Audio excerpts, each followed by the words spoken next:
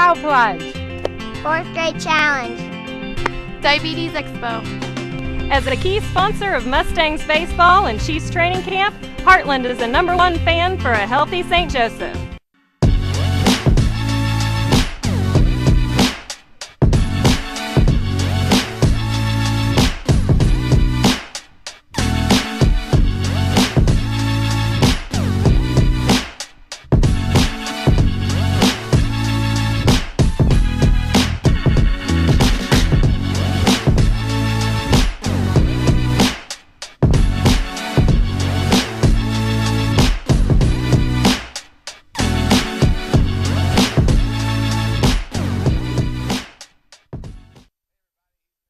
I'm Josh Louie, and this is Training Camp Live, presented by Heartland Health. Big day in Chiefs training camp. The Cards are here. Joint practice today, Mitch. NFL Network's going to be taking live look-ins today throughout practice. So if you have the NFL Network, check it out. Scott Pioli will be interviewed.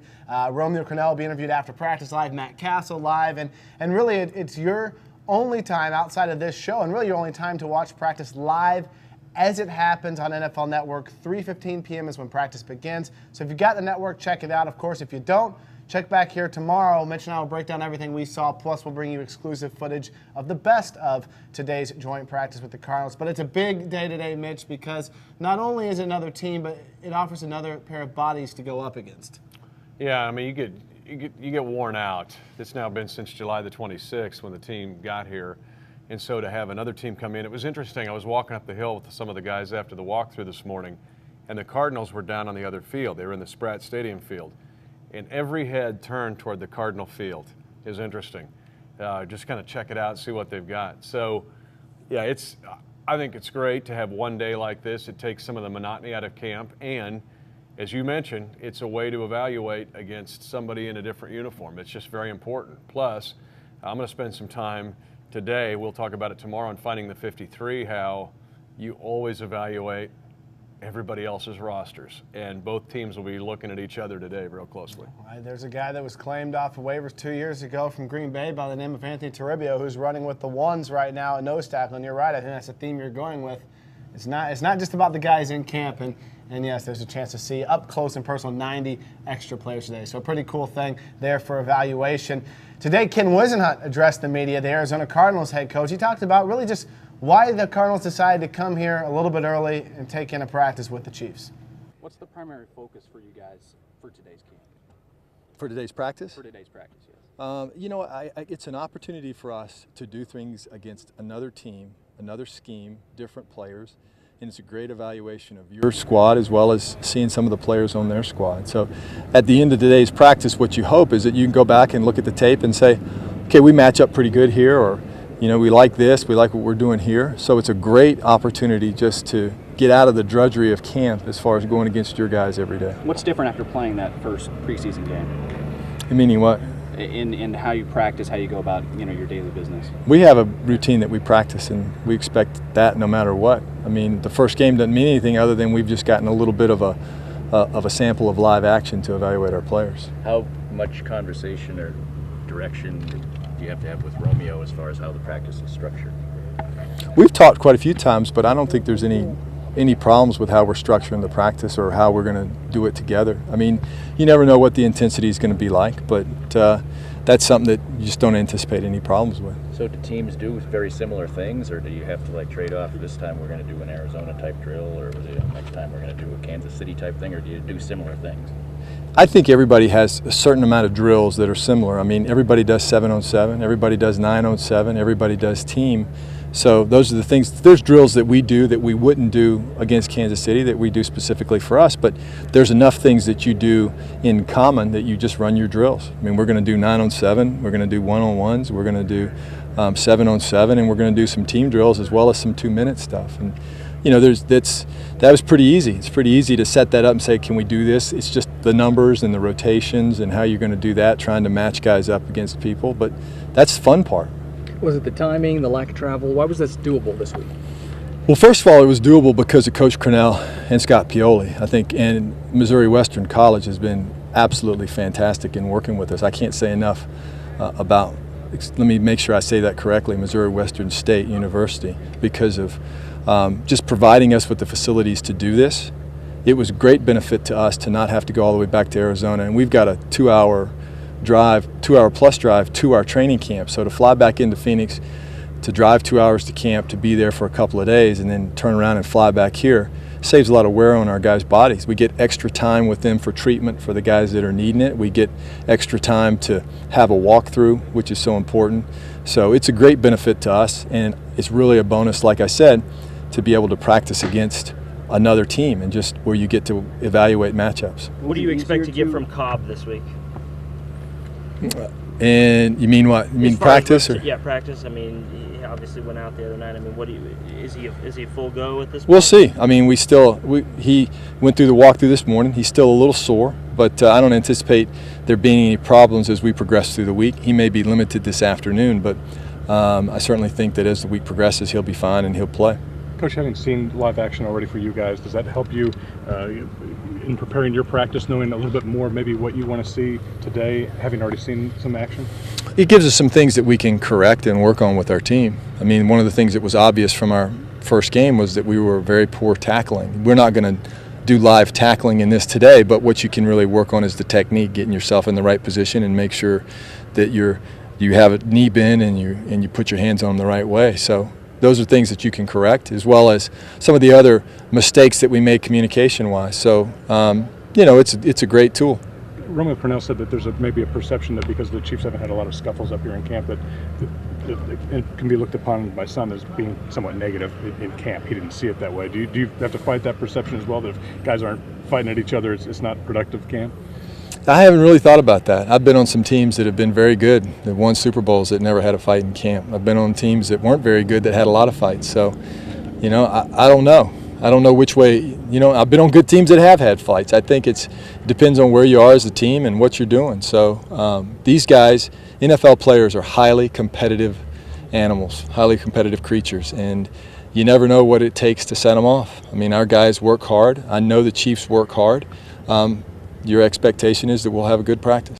It's a good thing the Cardinals are here. Now, the second part of it, Mitch, is when everyone assumes will happen when two teams get together, and then we've experienced some in the history of the Chiefs, some not so good ones and just some little scrums. I'm talking about the training camp fights when two teams get together and it's the middle of camp and it's hot and they're sick of hitting the same guys, and most people assume a fight will happen. And if you look at yesterday's practice, we both agree it's the most physical of camp to date. Now, they're not tackling yet, but there were some tackles yesterday. There were a lot of guys on the ground. Things seem to go up a notch. So you do wonder, is there going to be a little scrappiness involved in today's scrimmage? Well, is it scrappiness or is it fighting? Scrappiness is okay. Fighting becomes ridiculous. People remember the whole Saints and Chiefs fiasco. That was two head coaches who lost control of their teams. That was Gunter Cunningham and Mike Ditka. These two coaches have control of these teams. I really like Ken Wisenhunt. You can see why in those comments. I think he's an outstanding coach, and of course, we love Romeo. But I think another factor is you're not going two-a-days in pads. Okay, that starts to wear on you. Now, we've been here over a week, or almost, I don't know how many days we've been here. I lose track. But when you're going twice a day, and many of those twice a day in pads, you start to get a little edgy. So I think the new setup probably helps it. And I think these two coaches having control over it. Now, that doesn't mean something's not going to break out a little bit today, but it won't be crazy fighting like we've seen in the past. Well, and you're right. Scrappiness is all right. I think everyone would like to see a little bit of a scrum, some pushing and shoving. When you go into a full-on fight mode, though, Mitch, it's a different story. You remember there was a player in the Dick Vermeil era that got his knee torn up when he was winning the fight. I don't remember who the player was. That was a wide receiver guy from Philadelphia. I can't remember, but some rookie from Minnesota that was kind of full of spit and vinegar took him down and tore his knee up. I'll think of it in a second, but. Maybe our chat room can help us out as well as we recall. But that's the point. When you start, he was done. He never played again. Right. When you start fighting, things like that happen. When you're pushing and shoving, I think people expect those types of things to happen. And judging off yesterday's practice, I'd assume something like that would happen today. That there is definitely a line drawn, and Romeo Cornell actually addressed that topic with his team prior to going into today's practice. Well, I told him that we don't want fights, first of all, because generally when fights occur, some negative things can occur, you know. The other thing is that it takes a little discipline sometimes to avoid fights, and we want to be a disciplined team, and I expect them to display that discipline. Are you surprised you haven't seen that scuffle yet in practice, and is that a good thing that you haven't? Well, some people would say it's a bad thing, but I think our guys are professional. You know, they know that they're going against their teammates, and I've told them that we don't need to hurt the teammate. You know, and now we're going against a different team, and I've told them we don't need to hurt those guys either. You know, so but you know, the adrenaline is going to be flowing. It's going to be elevated a little bit, but they are pro players, and they're being asked to perform as pro players. And when you look at the rule changes around the league, you know, they've gone from delivering killer shots to lowering their target and, you know, all of those kind of things. So they have to be able to adjust and adapt and be able to do that. So that's what I expect of them. Known, Mitch, the Chiefs haven't had any real scuffles in camp thus far, and I think it is what you alluded to. You don't have double the practices, so they've been hitting each other for a week and a half, but it's not at the pace that they have in previous years, especially for these NFL veterans. Of course, Romeo Crennel hasn't backed off. They've been a full week in full pads every single day since Sunday the 30th. Let's see, they opened on the 26th. The Sunday the 30th, they've been full padded practice every single day they've had to practice. So Romeo has gone as old school as he can. He's kept the tempo high. There's been thudding. There's just been no live tackling, but there also hasn't been any fights break loose in camp. And Ken Winston had addressed the topic as well and kind of brought us inside what's going on with the Cardinals and what he told his players about getting scrappy in today's practice. Chippiness that comes along with practicing against a different team. We've done it before, and I haven't seen that. I don't. If it happens, it happens. I mean, that's part of football. But I have a lot of respect for this team, for Scott Pioli, for Romeo Crennel, and how they do things. And I don't anticipate it'll be a problem. And if it is, that happens in training camp. But I don't think our guys are going to be into that. And now we're not condoning fighting here, Mitch, but Brady Quinn played along with the game yesterday after practice, and he had a lot of fun with it. He basically alluded to when you get two teams together, just as we talked about, most people believe that there'll be a skirmish of some sort. So the media asked Brady to handicap who he thought would be the most likely candidate. He selected Ryan Lilja, because we all know it starts on the offensive line in some way, shape, or form. Every fight does. He said Ryan was, quote, an older, surly type of guy, basically a veteran who's been in many camps. And he's the honey badger. He don't care. So, Brady Quinn's pick of camp, the most likely to fight in this scrimmage / joint practice would be Ryan Lilja. I'll give you mine. If I have to handicap one, I look just to the right. I guess, well, not the right anymore. He'd be a few minute players to the right. But right tackle Eric Winston. He's basically the same reason Quinn chose Ryan Lilja. Winston's an older guy. He's been very outspoken about the need for camp. He's kind of in that Tony Gonzalez camp of I'm not so sure we need camp, but I'm really happy they've toned it back. / I'm going to go hard, but at the same time, I'm kind of annoyed it's so hot out here. So I could see him being a guy that gets a little angry with an overzealous player. I'm interested in who your pick might be if you had to handicap someone. Well, first of all, I think you're wise in picking Winston, because if he gets tossed out of practice, he won't have to run gassers at the end. That's the way he would think. Because if they have to run gassers like yesterday, man, he hates that worse than anything. Who likes gassers? I'm going to give you a surprise pick, because the chippiness yesterday, whatever little bit of chippiness there was, came from mild-mannered Wheaton College Andy Studebaker. He started to try to mix it up just a little bit, and he's got that bushy hairdo. I'm just thinking it might be one of you, the guy you'd least expect. I'm going to go with Studebaker. That's interesting, because the biggest fight we've had in St. Joseph on a field scrum came, it was either last year, I believe it might have been the year before, it was probably 2010, and involved Andy Studebaker, and basically he came hot off a stun off the edge and laid out Jamal Charles, and they were in a shells drill. And it wasn't a dirty play by any means. He just hit Jamal and it looked bad. Well, Thomas Jones was right there and goes and peels from like the behind Studebaker, peels him off the pile and kind of throws him to the side, and it started a whole big scrappiness between the O and D. So actually that's a good sleeper pick in Andy since he was involved in the last one. You mentioned Thomas Jones. He's no longer on the roster, but if he was here, that's who I'd pick. That's who you would Former go. Cardinal, okay? And this is all about defending your neighborhood. There is kind of that feeling. I got that when walking up the hill today with the guys because they all turn. It's like I defend the neighborhood today. My pick would have been myself if Dave Pash, the Arizona Cardinals play-by-play guy, would have come here. I would have just got it on with him because I'm kind of surly and been here a week and a half. But he's not here because Dave's a diva. And so he will just show up for the game on Friday night and fly in from with his little airplane in from Phoenix. So I may just get after him then. Yeah, they're hot picks. In the media member most likely to scrap Adam Teicher, beat writer of the Star, getting a little surly here in camp. That's when the media voted for him. And in PR, Tyler Kuntz, his pick for player was an interesting one. He picked Justin Houston. He said would cause a skirmish because Houston's always going a million miles an hour off the edge. So he always likes to give a little pop. A Cardinals player may not like getting beat around the edge, so he said Justin Houston be his. We'll give you all the details on that tomorrow if there is a little skirmish that breaks loose. Again, skirmishes are okay, Mitch. We just don't want to see the fighting take place. And honestly, let's just think about it. Coaches hate the fighting. First of all, if you do it in a game, it's a 15-yard penalty. It's a problem, and it could be a suspension. So why do it now if you're not going to do it then? But if I had to handicap someone with the Cardinals, it might be Russ Hochstein, like a 12-year veteran of the University of Nebraska from Hardington, Nebraska. He's not as bad as Richie Incognito of the Husker fame. That would be the B-Rad pick. So, yeah.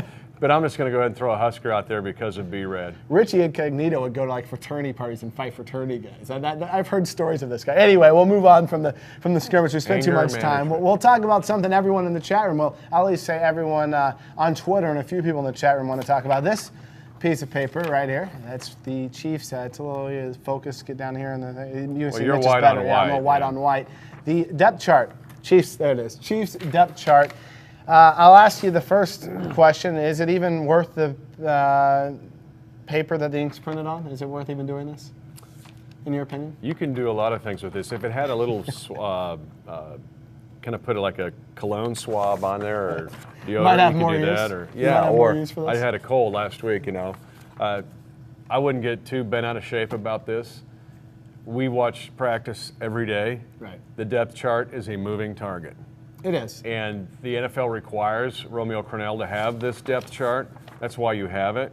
But if you put any stock in this, it's like buying some hedge fund on a swamp in I'll just place for, and actually this depth chart is a little bit more accurate than the ones that Todd Haley would put out. Sometimes I think he just do it on purpose and put the guys in different positions just to jack with people because of the process. And the one thing that sticks out to me on this, and a lot of people have asked me, and which kind of shows why I hold very little weight in a depth chart right now.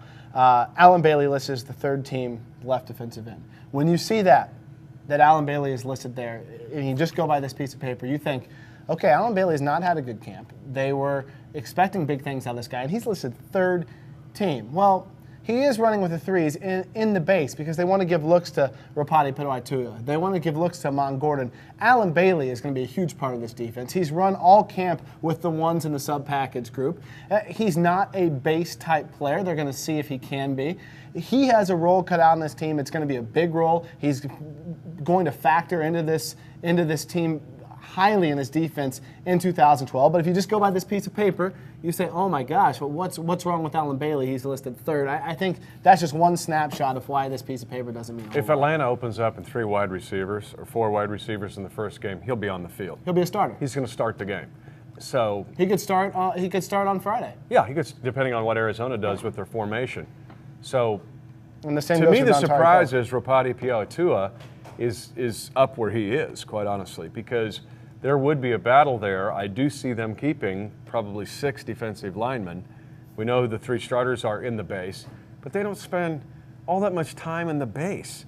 I mean, if I had to guess of the time, a week and a half here in camp, I would say it's been 50-50 where they've been out of the base defense. But the other 3 guys, there's a battle there. Brandon Baer comes into discussion here. You mentioned Amon Gordon, Gerald Poe, but to have Rapati Pituatua up there, to me, is a little bit of a surprise. And if he plays well in the preseason, he's got experience. He's been with the Jets for 4 years. He's had sacks against New England. I mean, the guy's played on the field in some big games. So, sure, but he's in the mix with all these other guys. I'd list them all the same, quite honestly. And you mentioned the sub-package defense. Technically, Dontari Poe could be a week 1 starter of preseason. Yeah. If they open the sub-package, he'll be a starter on the field. Him and Alan Baylor are in the ones. If they open in base, it will be Anthony Toribio. And it could be the second snap. So Toribio plays the first, and whoops, the other team shows a 3-wide 1 back. Whoop, here comes Poe, and here comes Alan Bailey. Yeah, it's interesting, and a lot of it, especially with like Pitawai Tua, it's interesting because Romeo even talked, and we'll get to his soundbite in a second, of sometimes he just wants to see what a guy as in the second team looks like. If Rapati's going to make this team, he needs to be the Sean Smith of 2010. He needs to be that base defender where if something happened to Dorsey or Jackson, he can go in and play the base, play the run, just like Sean Smith did in 2010 when Jackson went out in the season opener. So that may be one of the reasons he is listed ahead of Alan Bailey on this depth, because we want to see him in those base snaps. That would be his role on this football team if he's able to make it. Same with Amon Gordon. He's going to be working in that role and kind of be the guy you would slot throughout the line. So it is interesting topic of conversation, this depth chart, but I don't think it means a whole lot. And earlier today, Romeo Crennel, as you would expect, said about as much about this depth chart. And then the only other thing that you might have an issue with or questions about is the depth chart for the game Friday night. I didn't even want to put a depth chart out, but they told me I had to. And so I don't think you can write a whole lot into the depth chart because we're still evaluating and looking at players. And what the depth chart is this week, chances are it'll be different next week. You can't look at everybody at the same time, so you have to have an order that you look at them, and that's the order that it came out for this week. There is one interesting thing about this depth chart, Mitch, and it happened this morning. Brandon Flowers was going through the walkthrough. It looks like he's going to test his foot today. He may be back for this practice. He may not. It's day to day with Flowers. He's going to be fine. So he was out with the ones. And in his absence, you've had Daniels there, you've had Jaleel Brown there. What was interesting in the walkthrough today was in Stanford Route on the opposite side of Flowers, worked with the twos, and you had Jaleel Brown in with the ones. Now, Romeo said after practice today that Route is their one. This had no effect on a demotion of Stanford Route. But what's interesting is he wanted to see what Jaleel looked like on the opposite side. And Jaleel's an interesting player. He's had a good offseason. We've seen him open camp as kind of that joker role that John McGraw played a lot last year. We've seen him on the left corner side with the ones, splitting time with Daniels while Flowers has been out. We saw him walking through a right cornerback today with Route taking a step aside. And Romeo said he wants to see this guy. This is an interesting player to me, Mitch, because they obviously want to get him on the field some way, somehow this year. As a sub-package guy, as a reserve player, and we've seen him at both corners now. We've seen him at a safety type role. Very intriguing to me what they're doing with Jaleel Brown this offseason and this training camp. I think he's one of the big stories of this camp and one to watch today against the Cardinals, Josh, but also as the preseason moves on. The backup quarterbacks everybody's going to watch. We talked about that. But I've actually featured Jaleel on a lot of my radio stuff today because he's flying under the radar of Chiefs fans. There's a lot on his plate right now, a lot. And I think the team wants to see just what do they have in that guy. If he has, you mentioned the joker role. That was the John McGraw role, as you said. You have to be big. And let's stop and kind of define that for people. The joker role is kind of that a nickelback. That nickelback, but it's almost like a linebacker level. It's a sub-package defense. Yeah. Derek Johnson's right there. You're a D back, but you're at linebacker level. A lot of tight end covering. But let's talk about that role, because in that role, you've got to be strong enough to play close to the line of scrimmage against the run, which means you're going to be in the wash a lot, even with a spread-out offense. 2, you've got to have the ability to cover people. You've got to cover slot receivers. You're going to have to cover backs coming out of the backfield. Many times with Jaleel, they want to see if he can cover on the outside against an elite receiver today like Larry Fitzgerald or the good receivers, Early Doucette, and some of the other guys that Arizona's got. There's a lot right now on Jaleel's plate. He knows it. He's a very smart kid, but just watch number 30 over the next month. This is a real important month for Jaleel, for the Chiefs to see what they can do, because if not, then they're going to move some other people around. It starts to shift like a Rubik's Cube. And 2, it's big for Jaleel to prove he can handle this role in the NFL, because if he can, he'll be like a Travis Daniels and become very valuable to this team. You're right. It's proving ground for Jaleel. The Chiefs like him, but they want to see if he can handle it. They want him to prove it. The ball is in Jaleel Brown's court. He talked yesterday about everything that's been going on for him at camp with these multiple positions and what he's looking forward to doing. Yeah, the coaches came to me and said they want to throw me in a little bit and put me in at the cornerback position with Brandon Flowers going down, and basically that's what I'm trying to do, you know, working out there as hard as I can. Wherever the coaches tell me to go, I'm trying to step up and make plays. Talk about rookie year to this year. I mean, you just look bigger, you look more confident. Just kind of talk about your mindset this year. Definitely all of the above, because I mean, last year I didn't realize at the time, but without having OTAs and mini camps, that definitely set me back a ton. I mean, I never experienced before, so I didn't realize how much I was at a disadvantage. But this year, getting through OTAs and mini camps and then going into training camp, a little ahead, it definitely put me, I was like night and day, you know, going into training camp this year compared to last. And another guy that helps make Jaleel more flexible, our man in the chat room here, Mark JLo07, or Mark JL07, or however you go by it, Mark. I like J-Lo better. A little J-Lo. I'd like too. Josh, J-Lo. No. Jennifer Lopez? Yeah, thank you. That J-Lo. Yeah. Oh, different J-Lo. Yeah. I've been at camp a week and a half. He said, could you guys talk about Abram Elam? And Mitch, I stand by what I've said this offseason. Abram Elam may be the most underrated and important signing of the offseason for the Chiefs. You talk about Hillis, you talk about Boss, talk about Route, Quinn, Winston, all these guys get the headlines, and rightly so. After those guys, the guy who's just as important to me was the signing of Abram Elam. 16-game starter for the Cowboys last year. How many safeties did the Chiefs run through as starters, Mitch? 6 last season. 6 different players started at safety for the Chiefs. Romeo Crennel uses a lot of 3 safety looks, multiple defensive back looks. It was an issue when Eric Berry went out. John McGraw, I love John McGraw in the third safety role. When John McGraw has to go and become a starter and play 60, 70 snaps a game, that's when coordinators can expose him. He's not. He's older. He wasn't the most athletic guy at the end. He was a reliable player, though, and a great third safety, I think. They've upgraded that spot with Abram Elam, but they also have a guy where if Barry's knee swells up and he needs to take a week off this year, or if Kendrick Lewis, who had the pectoral surgery and the shoulder surgery, has to take a game off, they have a guy who can step up from that third role and become a starter in this defense, and the Chiefs don't skip a beat with one of their starters on that back line.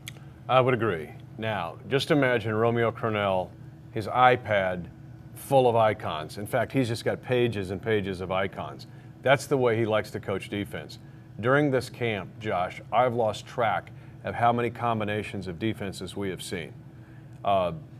And to do that, you have to have guys that can do a multiplicity of things. We've mentioned that as a theme of this team. But in the case of Abram Elam, it allows him the freedom to use Eric Berry in different roles. It allows freedom to use Jaleel Brown in different roles, or Javier Arenas that we just saw. He brings a veteran presence. He's been around winning football, and he does bring a skill set that gives him a chance to maybe play strong, play free, play in that 3 safety look, special teams. Right now he's a #1 on several different special teams units. So yes, this is another signing that's kind of slipped under the covers. Yeah, I'm interested to watch this preseason games to see what they do with Eric Berry. You mentioned flexibility. We know from his college tape, he's a guy who can play in the box and run. He's a guy who can man on the outside. He's a guy who can stunt.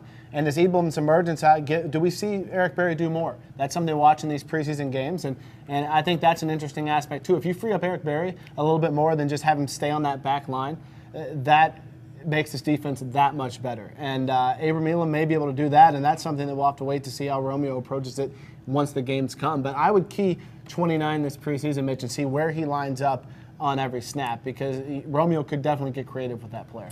The biggest thing I've seen from Eric, of course, it looks like he wasn't even injured. That's the good thing. Yep. 2, I've seen his coverage skills improve. He's been pretty good at covering the pass in this, whether it's one-on-ones or this is one of his best plays when he was one-on-one against Baldwin and was with him step for step on a 9 route. That's a safety making a corner play. That's a heck of a play. You can't do it any better than that. But then his explosiveness, and we think of his explosiveness only in interception returns against Tennessee or to win the game against Buffalo or help win the game. But when you're mentioned, he can move around. He can be explosive in stopping the run, explosive in attacking the quarterback, explosive in covering backs out of the backfield. That means he can create a turnover or an explosive, positive defensive play, maybe a defensive score. And if he's moving around, man, that's a problem for opposing teams. Tell you what, we're already out of time. We got to get down to practice. It's going to start soon. We've already gone overtime. We've got some great questions. Justin Dean wants to know about the battle for third-string running back. Another topic, another day. Sean Jones having a good camp. Cyrus Gray, I like it. Maybe we take another topic on that one in the future. Tomorrow, you can tune in. If you don't get the NFL Network, or if you do, we'll have all of the best highlights in action from the joint practice between the Chiefs and Cardinals, as well as player reaction from that practice. If you can and you have NFL Network and you're free this afternoon, about 3:15 p.m., check it out. You can see live shots. They'll be feeding in live to that practice. Watch practice as it happens from right here in St. Joe. We'll see you tomorrow, 2 to 2:30 p.m. on KCChiefs.com. Cow Plunge. 4th grade challenge. Diabetes Expo. As a key sponsor of Mustangs baseball and Chiefs training camp, Heartland is the #1 fan for a healthy St. Joseph.